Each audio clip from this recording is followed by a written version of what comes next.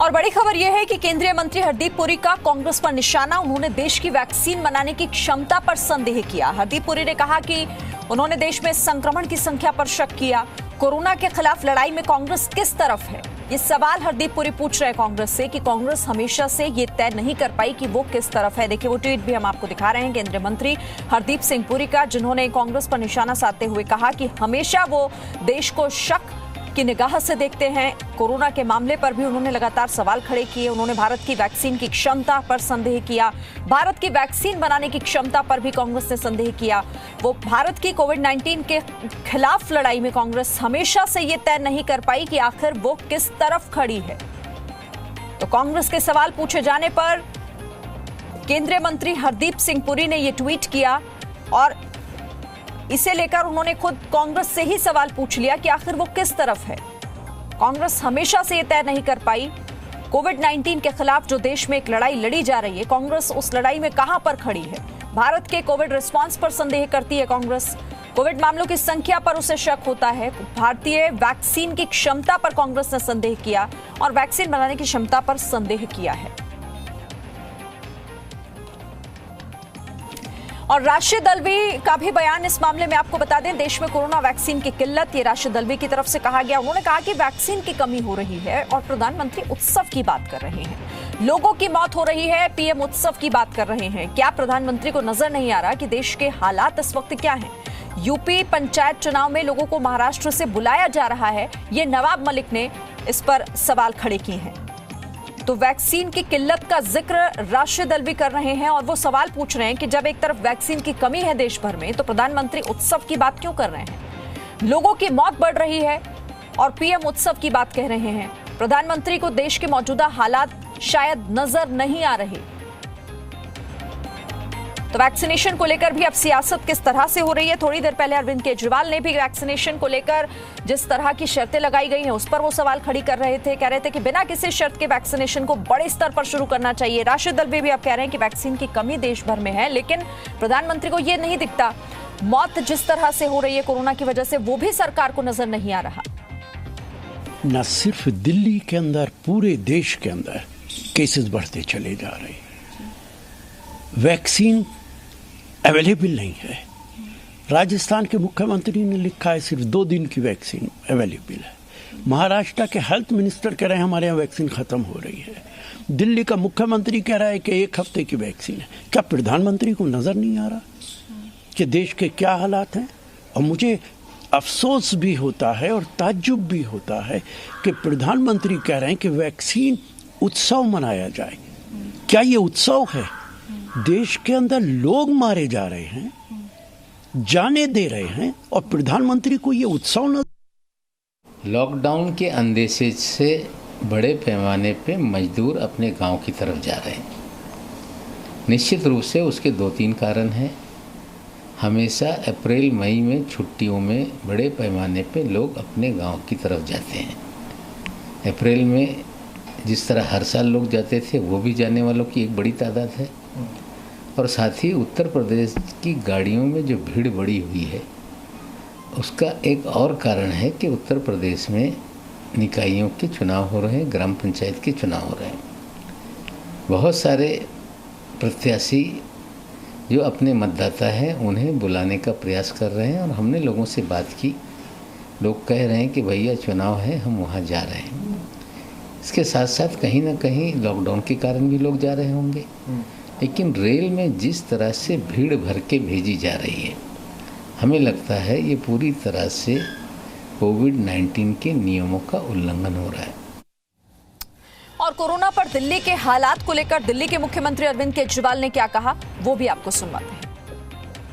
हम लॉकडाउन नहीं लगाना चाहते, लेकिन कल सरकार को मजबूरीवश कुछ रिस्ट्रिक्शंस के ऑर्डर किए गए हैं। जैसे बसों में अब 50% लोग बैठ सकेंगे, मेट्रो में 50% की ऑक्यूपेंसी हो सकती है, बार्स रेस्टोरेंट्स के अंदर 50% की होगी। इस तरह से कुछ कई सारे रिस्ट्रिक्शंस कल लगाए गए हैं। आप ही के लिए लगाए गए हैं, आप ही की सेहत के लिए, आपकी सुरक्षा के लिए लगाए गए हैं। आपसे अपील है कि उनको सबको अच्छे से फॉलो करें। अब दिल्ली के अंदर पिछले 5 साल में आपकी सरकार ने मिलकर दिल्ली के सरकारी अस्पतालों को बहुत शानदार कर दिया है। दिल्ली के सरकारी अस्पतालों में बहुत अच्छा इलाज हो रहा है। पैसे वाले लोग भी दिल्ली के सरकारी अस्पतालों में जा रहे हैं। मेरी आप लोगों से निवेदन है कि सब लोग प्राइवेट अस्पतालों की तरफ मत दौड़िए। सरकारी अस्पतालों में जाएंगे, वहाँ भी आपको अच्छा इलाज मिलेगा। सरकारी अस्पतालों में भी आप जा सकते हैं। अगर आपका ऐप दिखाता है कि सरकारी अस्पताल में बेड खाली है तो सरकारी अस्पताल में जाइए, लेकिन अस्पताल में तभी जाइए जब आपको ज़रूरत हो। अगर सब लोग अस्पतालों की तरफ दौड़ने लग गए, अस्पताल कम पड़ जाएंगे। ये जितने रिस्ट्रिक्शन लगा रखे हैं वैक्सीनेशन के ऊपर, सब रिस्ट्रिक्शन हटा दीजिए। अभी तो ऐसी ज़रूरत है कि सरकार, हमारी सरकार तैयार है, दिल्ली सरकार तैयार है। हम घर घर जाके कोरोना की वैक्सीन लगाने को तैयार हैं। दिल्ली के अंदर जो मेरा डेटा है वो ये दिखाता है कि 65% मरीज दिल्ली के अंदर जो अब कोरोना के आ रहे हैं वो 35 साल से कम उम्र के हैं। तो मेरी केंद्र सरकार से निवेदन है, केंद्र सरकार ने बहुत रिस्ट्रिक्शन लगा रखे हैं कि सेंटर नहीं खोल सकते, ज़्यादा सेंटर नहीं खोल सकते, इस उम्र से कम लोगों को नहीं दे सकते। अभी तो हमें लार्ज स्केल के ऊपर, युद्ध स्तर के ऊपर सारी मशीनरी हमें वैक्सीनेशन के ऊपर लगा देनी चाहिए। तो सुना आपने दिल्ली के मुख्यमंत्री अरविंद केजरीवाल को। अब यूपी के मुख्यमंत्री योगी आदित्यनाथ ने लोगों से क्या अपील की है वो भी आपको सुनवाते हैं। देश के यशस्वी प्रधानमंत्री आदरणीय श्री नरेंद्र मोदी जी ने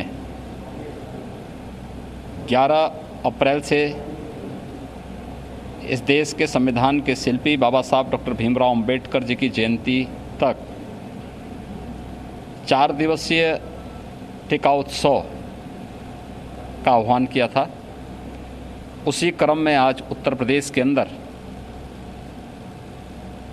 कोरोना के खिलाफ देश की इस लड़ाई को विजयी बनाने के लिए टीका उत्सव के कार्यक्रम को बहुत अच्छे ढंग से पूरे प्रदेश के अंदर बढ़ाया जा रहा है। और दिल्ली के मुख्यमंत्री अरविंद केजरीवाल को भी आपने सुना। उन्होंने कहा कि वो लॉकडाउन नहीं लगाना चाहते हैं। उन्होंने प्रधानमंत्री नरेंद्र मोदी से वैक्सीनेशन पर लगाई गई पाबंदियों को हटाने की भी मांग की। केजरीवाल ने कहा कि दिल्ली के अंदर 65% मरीज ऐसे हैं जो 45 साल से कम उम्र के हैं और कोरोना का साइकिल तभी टूटेगा जब सभी को वैक्सीन लगे।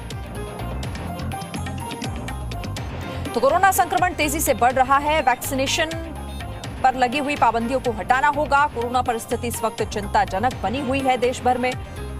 24 घंटे में दिल्ली में 10,000 से ज्यादा मामले सामने आए हैं, जो कि एक बड़ी चिंता का विषय है। संक्रमण रोकने के लिए जरूरी कदम भी लगातार उठाए जा रहे हैं।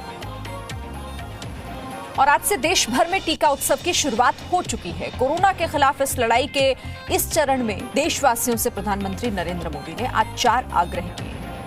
उन्होंने कहा कि बुजुर्गों की वैक्सीनेशन में मदद करें, लोगों से ये अपील की है। उन्होंने ये भी कहा कि कम पढ़े लिखे लोगों की मदद कीजिए। कोरोना से इस जंग में उनके इलाज में आपको मदद करनी चाहिए। मास्क लगाएं, सभी लोग सुरक्षित रहें।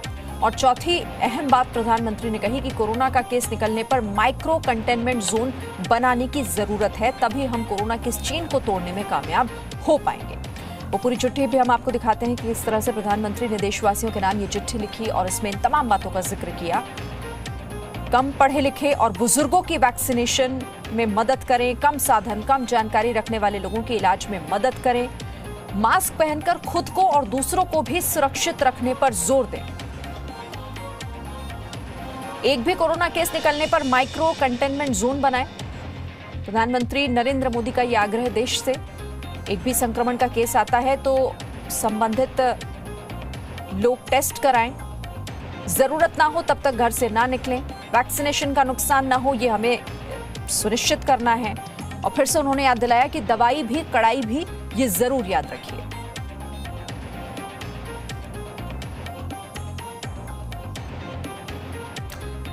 तो देश के नाम ये चिट्ठी, और इस चिट्ठी में प्रधानमंत्री ने देश से आग्रह किया है कि इन बातों का ख्याल आप रखें।